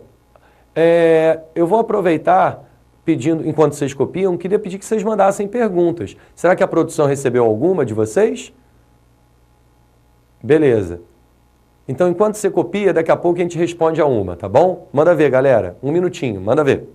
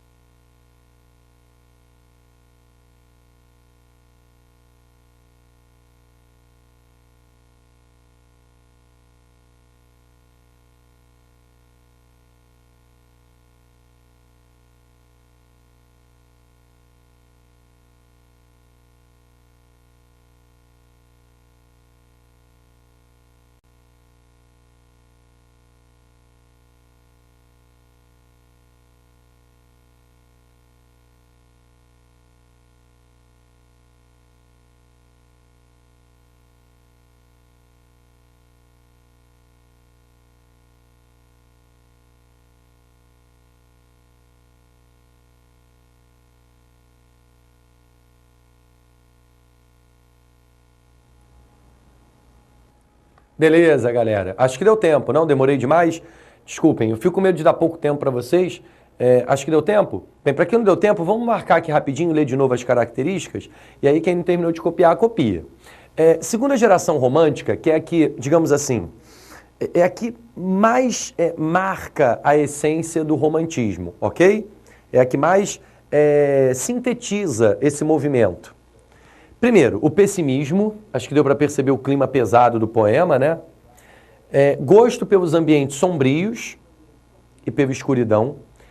Desajuste em relação ao momento em que vive, né? Então o eu lírico, ele sente um sentimento, fica ruim, né? Ele passa por um sentimento de desajuste. É como se ele não combinasse, como se ele não interagisse com o momento no qual ele vive. Então, tudo aquilo que ele vive no momento presente, para ele faz mal. É danoso, é prejudicial, entendeu? É pesado. Por isso, ele acaba, muitas vezes, buscando formas de fuga. Percebeu aí? Então, ele, muito desajustado com o momento em que ele vive, busca a fuga, a evasão. Tá bom? Uma outra característica que a gente vai destacar aqui, não sei se vocês conhecem, é a vassalagem amorosa. O que quer dizer vassalagem amorosa? Você deve se lembrar nas aulas de história, quando a gente vê, acho que é feudalismo, não é? Vocês podem confirmar para mim. Procede? É feudalismo? Acho que é, né? Tem lá o senhor, né? E tem o vassalo, que é submisso. Portanto, o que você tem é o senhor soberano, que é o manda-chuva da situação, e você tem os servos, digamos assim, né? A galera que, enfim, obedece e tal, que atende, que faz tudo em função dele, é o vassalo, é um subordinado. Quando você estuda, melhor dizendo, o romantismo, a segunda geração romântica, principalmente, a gente observa que o homem, ele se coloca numa posição de inferioridade em relação à mulher. Então a mulher, ela está aqui, ó, num plano superior, e o homem está num nível, num plano inferior. Então, o indivíduo, homem, ele necessariamente fica cortejando a mulher, e ela inalcançável, inatingível. O homem é vassalo e a mulher é a senhora, tá bom? É uma forma de a mulher se manter idealizada, porque o romântico ele trabalha muito esse senso da idealização. E para ser idealizado, mesmo, tem que ser uma coisa que você não pega, uma coisa que você não tem. Até porque tudo aquilo que você tem, a partir do momento que você tem, perde valor. Concorda ou não? Para ser idealizado, para ser ideal, não pode ser real. É igual um brinquedo. Isso aqui é um brinquedo novo. Aquele brinquedo só é um ideal quando você não tem. Quando sua mãe te dá aquele brinquedo, você se relaciona de maneira muito intensa com ele, mas com o passar do tempo, o que vai acontecendo? Você não vai deixando aquele brinquedo de lado, ele vai ficando esquecido, abandonado, não, no fundo do armário, até que finalmente você dá esse brinquedo para alguém. Eu espero que não dê o brinquedo quebrado, né? Eu espero que você dê o brinquedo em condições, inclusive. Bem, fato é, a ideia, portanto, galera, é de que o romântico ele cria muito um mundo meio assim, fantasioso. A questão é que as fantasias que ele cria, elas são inalcançáveis. São tão inalcançáveis, volta para cá, que ele se sente desajustado, frustrado, desiludido. Daí a necessidade de fuga, que a gente chama também de evasão. Evasão no espaço, ou seja, para um outro lugar. Eu repeti espaço, né? Aqui é tempo. Caramba. Tá bom? Corrige aí, tá? Se vocês copiaram errado, eu peço desculpas. Falha minha, eu dupliquei a palavra, muito desorientado. Então, no espaço, no tempo. Vocês sabem qual é o tempo escolhido pelo romântico como tempo ideal? Sabe não? Anota aí. O tempo ideal escolhido pelo romântico é a infância. Impressionante como esse poeta, o romântico, valoriza a infância. A infância é o momento ideal, por quê? Uma época de pureza, você não tem obrigações, você vive solto no campo, isso para ele, né? Ele está em contato com seus parentes, seus entes queridos. É uma época em que você não tem responsabilidade. A vida é muito livre, leve, solta. Você já percebeu? À medida que o tempo passa, o que vai acontecendo? Você não vai cada vez mais agrupando obrigações? Cada vez você vai se preocupando mais com a vida, criança não tem isso. Então é muito comum que o romântico valorize o passado, principalmente a infância. Em alguns outros poemas é um passado ainda mais distante. É um passado que ele nem viveu. Pode ser a Idade Média, por exemplo. Então o cara se vê como um cavaleiro medieval, como um trovador que fica cortejando uma moça. Entendeu? Lembra a tal da vassalagem amorosa? Então ele fica lá cortejando a menina, arroizando, né? Querendo, enfim, manter contato, interação com ela.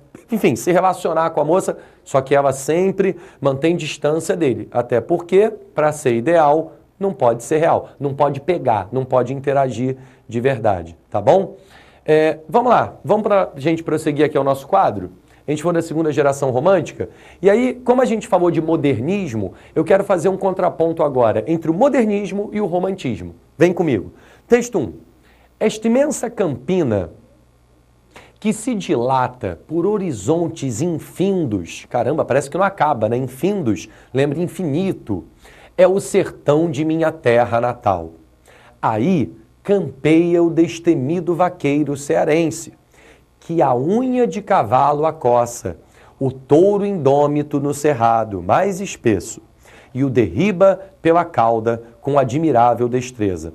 Olha, eu não vou ficar aqui analisando, porque o nosso tempo está passando rápido, mas eu acho que deu para perceber aqui que o sertanejo, ele não falou sertanejo, né? Ele falou vaqueiro.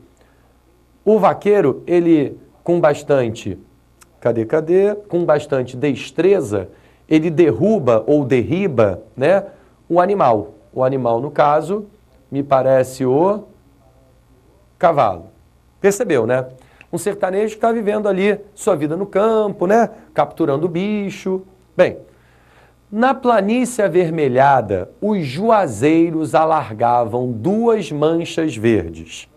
Eu não sei se você percebeu, mas você tem uma planície avermelhada com apenas 2 manchas verdes. Ou seja, parece um ambiente com vegetação rica ou parece que a vegetação está morrendo? Eu tenho uma ampla planície, só que eu tenho só 2 manchas verdes. Então o que está acontecendo com a vegetação? Parece que ela está morrendo, sacou? Tem cada vez menos vegetação, é cada vez mais esporádica, mais avulsa.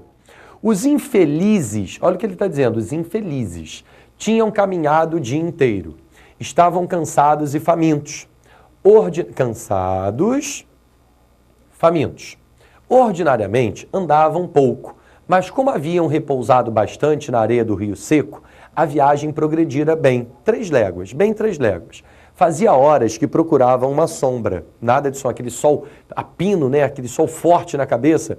A folhagem dos juazeiros apareceu, longe, através dos galhos pelados da caatinga rala. Tá bom? Curiosidade para o nosso erro aqui, ó, de ortografia, tá bom? Tô me corrigindo. Beleza. Seguinte, turma, o que a gente conseguiu perceber? O primeiro texto, ele trata um regionalismo que me parece um tanto quanto, digamos, idealizado, né? Tem lá o sertanejo, captura o bicho, não tem problema, ninguém passa sede, ninguém passa fome. Você vai perceber um vaqueiro que vive aventuras no campo. Eu fiz questão de tirar o autor da obra, tá? Mas aquela obra ali pertence ao José de Alencar. O nome do autor é secundário, esqueça-o. O que a gente tem que levar em conta é a maneira como ele descreve o vaqueiro e o espaço. Veja que parece tudo rico de alguma forma, né? Embora humilde, você tem lá a vegetação, você tem o animal, você tem um vaqueiro capturando um bicho, é um vaqueiro que vai ver aventuras no campo. Bem, no segundo fragmento, que é de Vidas Secas, o que a gente percebe é a falta de folhagens, a falta d'água, combinado? E o que a gente vê também é que você tem praticamente ali o fluxo de retirantes, que vão procurando um lugar melhor e sofrendo nesse caminho tão difícil. Então, o primeiro regionalismo que a gente viu aí, né, a abordagem do interior do país, é um regionalismo idealizado, que nos direciona ao romantismo, ok? O romantismo, ele idealiza a mulher, ele idealiza a morte, ele idealiza os espaços regionais, ele idealiza o índio, tá bom? O índio romântico é um índio que não existe, tá bom? Beleza. E o segundo texto, ele trabalha um regionalismo que nós vamos chamar de crítico, característica típica do modernismo. Eu não sei se você lembra, mas lá no início da aula, eu falei para vocês que o modernista, ele se preocupava muito com a revisão de alguns temas. O regionalismo que se desenvolve no romantismo é muito perfeito. Se eu sou um escritor modernista e sei que essa visão perfeita está muito maquiada, está muito mentirosa, está falsa, o que eu vou fazer? Eu vou abordar uma visão mais crítica e, ao mesmo tempo, verdadeira dos fatos, tá bom? Então, a gente tem aí 2 fragmentos que nos direcionam para diferentes formas de regionalismo. Galera, falei demais. Procura pergunta aí para mim, por favor.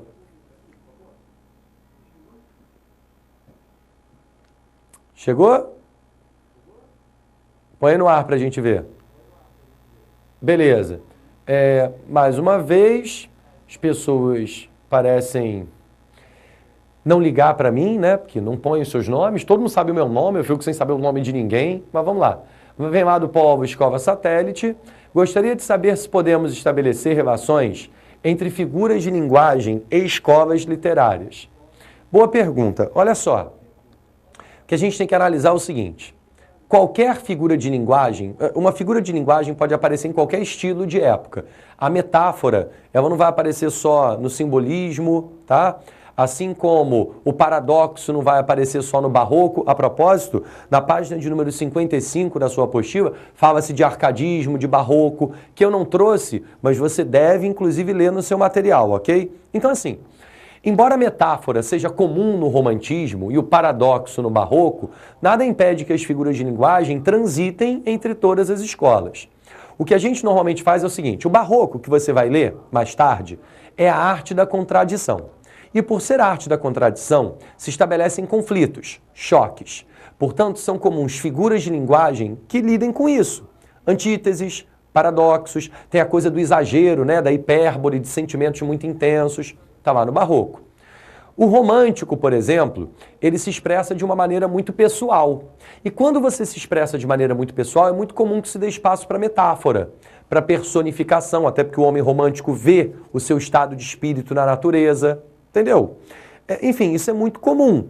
Mas assim, você querer decorar ou dizer que tal figura de linguagem só aparece em uma determinada escola, não vale a pena não, tá bom? Mas é bacana você, quando lê o texto, procurar as figuras. E você vai ver que quanto mais houver figuras, a tendência é que aumente a dificuldade de compreensão. E quanto menos houver figuras, maior a facilidade de compreensão. Lembra do parnasianismo que eu coloquei para você aqui? Você pode consultar no seu caderno. O parnasiano é muito objetivo. Ele é objetivo nos temas e na linguagem.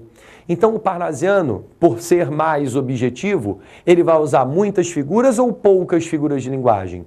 Poucas figuras, mas nunca vai deixar de usar, tá bom? Temos mais perguntas dos alunos, Antônio? Manda ver.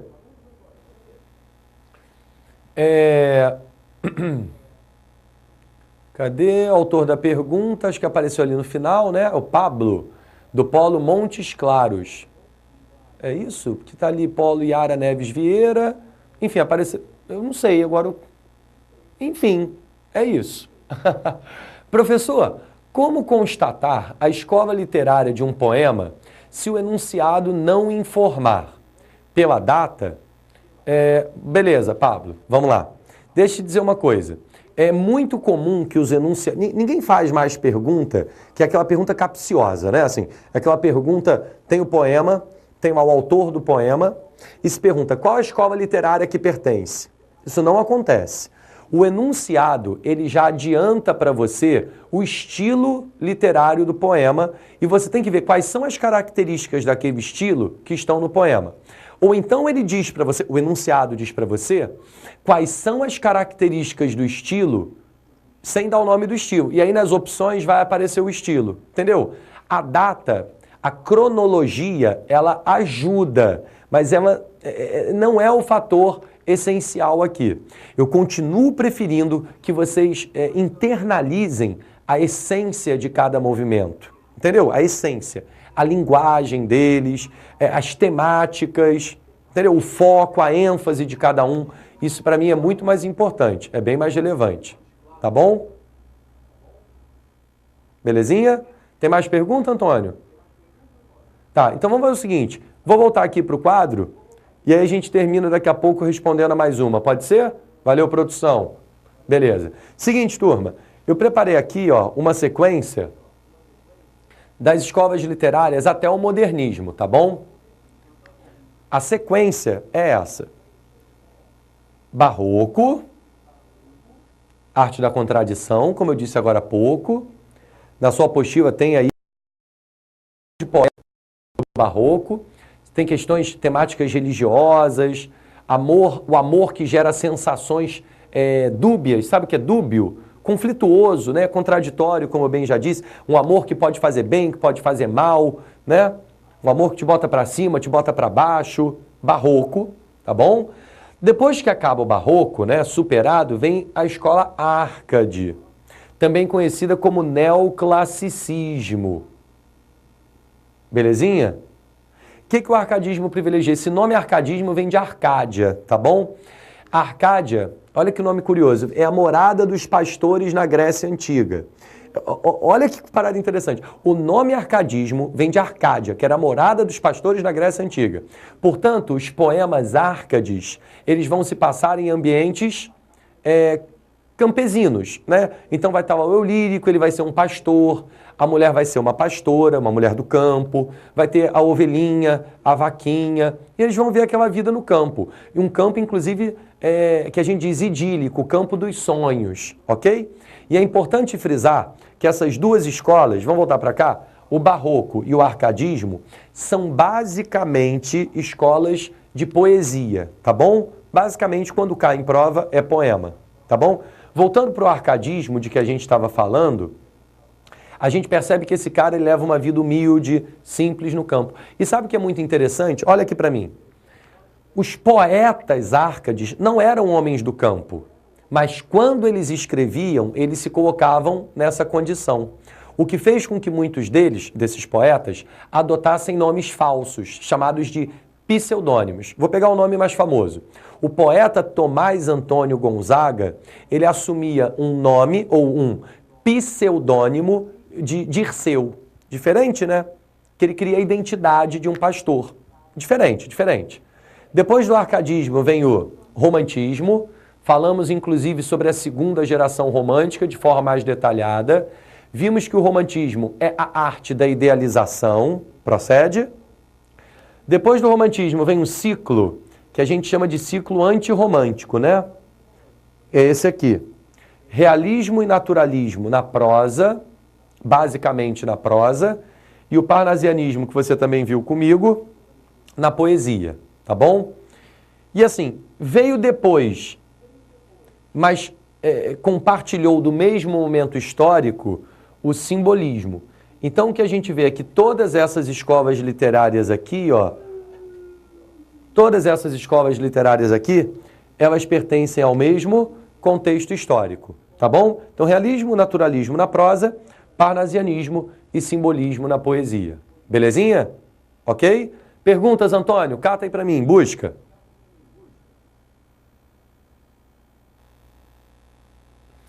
Vamos lá. De novo do Polo Escova Satélite. Quais os nomes das outras fases, né, que a gente também conhece como gerações, da poesia romântica? Ah, sim, verdade. Eu falei só da segunda geração, né? Então eu falei, tem que ter uma primeira. O romantismo, quando ele surge no Brasil, ele vem muito influenciado pelo processo, no caso do Brasil especificamente, no processo de independência, ok? Independência do Brasil. É claro que ele surge depois, com algum atraso, mas ele surge com base nesse processo. Então o que acontece? A primeira geração da poesia romântica é uma poesia nacionalista, tá bom? E essa poesia nacionalista elege o nosso herói nacional, o nosso herói brasileiro, que é o índio. Portanto, essa primeira geração, ela pode ser chamada de nacionalista ou indianista, beleza? É a primeira geração. A segunda é aquela da tristeza, da melancolia, da descrença. Lembrou? É a segunda geração. Mal do século. Falamos dela de maneira mais detalhada. E a terceira geração é a geração chamada de social. Ok? Nela, o que a gente percebe é que os escritores já começam a se preocupar mais com temáticas da realidade, do mundo de fora, menos ideal. Tanto é que a questão que eles enfatizam é, como a gente falou aqui mais cedo, a questão do negro, né, da escravidão. Tá aí Castro Alves, que é o poeta dos escravos. E aí um comentário importante, vamos voltar aqui para o nosso quadro, só aproveitando essa pergunta. A primeira geração, deixa eu fazer aqui, ó, peraí. Tá, ficou meio torto, sempre vai ficar torto, vai. A primeira geração é a nacionalista. A segunda geração, eu e essa caneta nos damos tão bem. A segunda geração é chamada de... Tá torto, tô tentando, mas não vai. A segunda geração é chamada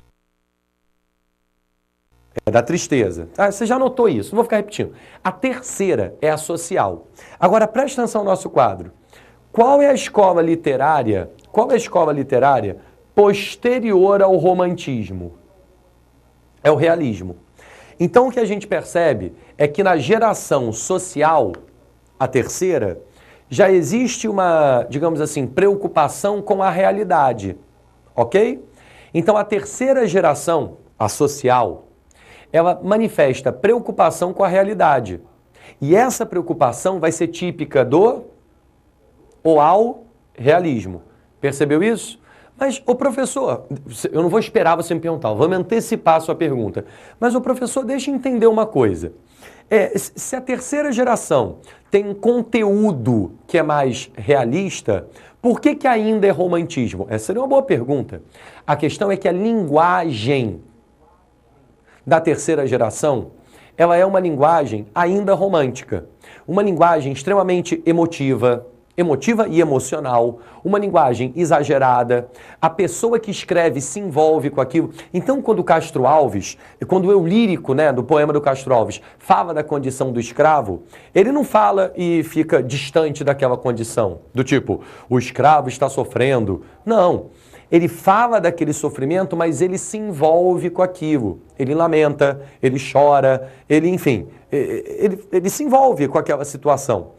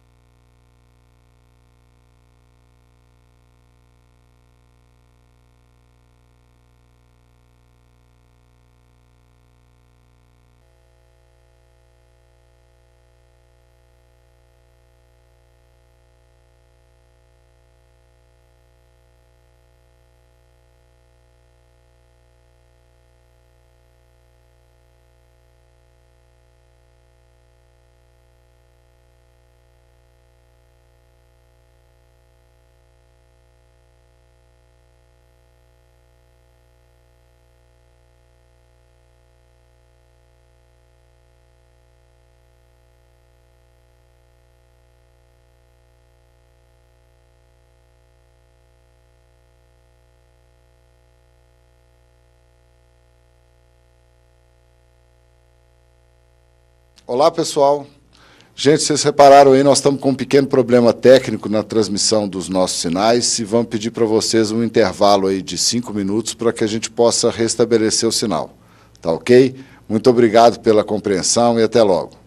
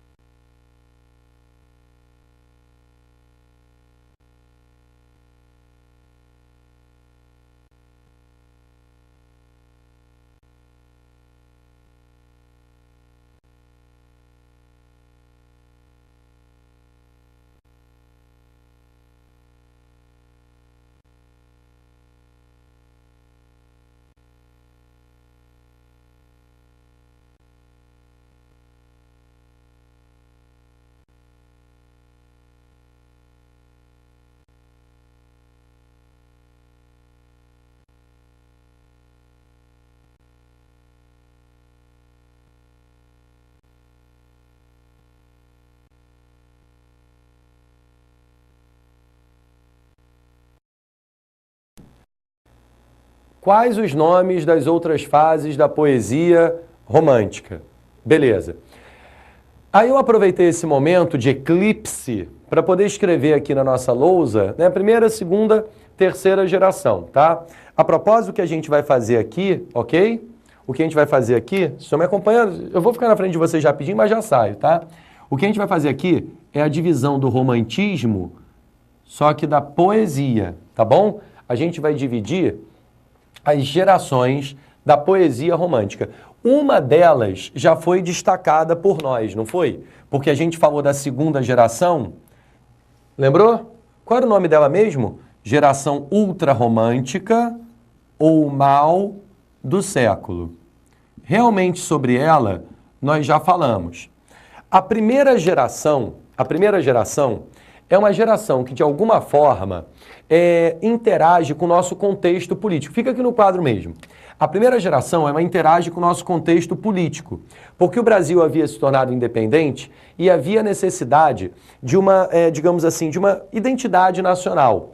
Essa fase aqui, a primeira, é a fase chamada de nacionalista, combinado? E como o nosso herói nacional é o índio, ela também pode ser chamada de fase indianista, tá? Então você pode chamá-la de indianista ou nacionalista, combinado? A última geração é aquela que nós vamos chamar de geração social. E essa geração chamada de social, ela traz um tipo de temática, vocês estão me olhando aqui, eu estou olhando para vocês também, tudo bom? Aqui, ó.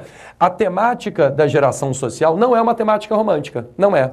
Do que esse cara vai tratar? Ele vai tratar da realidade. Mas peraí. Se ele vai tratar de realidade, o conteúdo dessa geração aqui é um conteúdo mais realista, que vai tratar da realidade.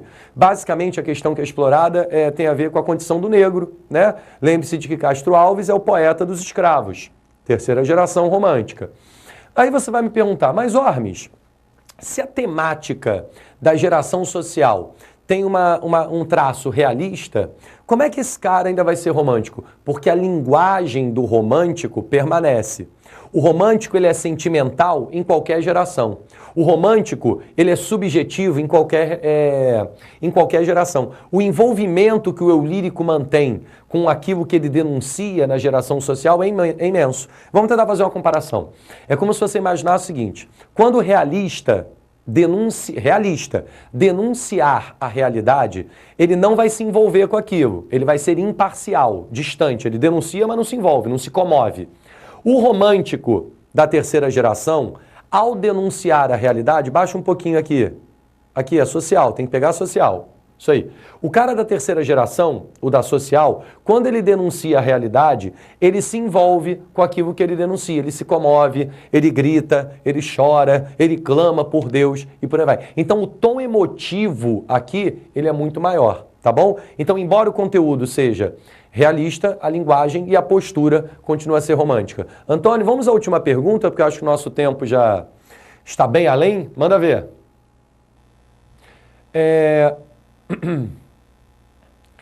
Autor da pergunta é o Matheus. Boa tarde, Matheus. Tudo bom? Vem do Polo Unica Educacional. Unidade Timóteo, acho que é isso mesmo. Boa tarde, Matheus. Os alunos querem saber quais os principais poetas dos itens destacados. Eu imagino que os itens destacados de que o Matheus esteja falando... Volta aqui para o quadro digital. Aqui, ó. Eu imagino que o Matheus esteja falando desse quadro aí que já está um pouco bagunçado. Matheus, eu vou te dar o nome de alguns, mas eu vou te pedir uma coisa. Não se importe tanto com a memorização desses nomes. Isso é secundário, tá bom? Só para constar, é secundário, pode acreditar. Mas vamos lá. Barroco, você tem basicamente Gregório de Matos, tá bom? E também, nunca se sabe, tem também o Padre Antônio Vieira, tá bom? Aqui no Barroco, beleza? O Padre Antônio Vieira ele é conhecido não por poesia, ele é conhecido por sermões. Mas Gregório de Matos e Padre Antônio Vieira. Foi? Beleza? No arcadismo, você tem o Tomás Antônio Gonzaga, que era o tal do Dirceu, essa eu falei, lembra? E tem também o Cláudio Manuel da Costa. Tá bom? Tem os outros, assim, tipo Silva Alvarenga, Alvarenga Peixoto, Basílio da Gama, mas esses são mais secundários. Normalmente, quem cai em prova? Tomás Antônio Gonzaga, Cláudio Manuel da Costa, no arcadismo, tá bom? Foi aqui, ó. Aí eu apertei a tela, beleza. No romantismo, aí a produção é muito ampla. Gonçalves Dias, Casimiro de Abreu, Álvares Azevedo, tá bom? Me lembrei desses agora. Enfim, da poesia eu lembrei desses. Na prosa você tem o José de Alencar, Bernardo Guimarães, que é o autor inclusive de Escrava Isaura, mas normalmente é José de Alencar que cai, vai? José de Alencar é o mais famoso, tá bom? Tem Franklin da Távora também, mas fica com José de Alencar, já tá bom. Tá? José de Alencar, Gonçalves Dias, Casimiro de Abreu, Álvares Azevedo, Castro Alves, que eu falei da geração social, ok? Beleza. Tá conseguindo acompanhar? Realismo. Quando a gente fala de realismo, a gente logo lembra do Machado de Assis, tá bom? Então, realismo, Machado de Assis. Perfeito? Tem também uns outros que são mais secundários, mas aí fica com Machado de Assis. No naturalismo, tem o Álvares de Azevedo, tá bom? Cuidado que tem o Álvares Azevedo e o Álvares de Azevedo. Esse é o Álvares de Azevedo. No parnasianismo, você tem Olavo Bilac, Raimundo Correia e Alberto de Oliveira. Vou repetir, tá? Porque eu me confundi. Olavo Bilac, Raimundo Correia e Alberto de Oliveira. Ok? Simbolismo. O Cruz e Souza, que a gente leu hoje, e Alfonsos de Guimarães. O nome dele é mais difícil de escrever, é um Alfonsos com PH, tá bom? Aí você pode procurar depois até, se for o caso, na internet, tá bom? Cruz e Souza e Alfonsos de Guimarães. Beleza? Respondido? Ótimo. Obrigado pela pergunta, tá, Matheus?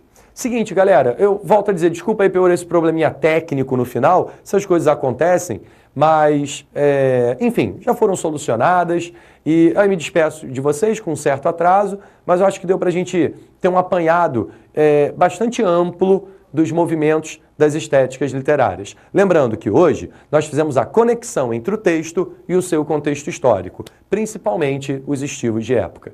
Obrigado pelo carinho, obrigado pela atenção, tchau, tchau e abraço para vocês.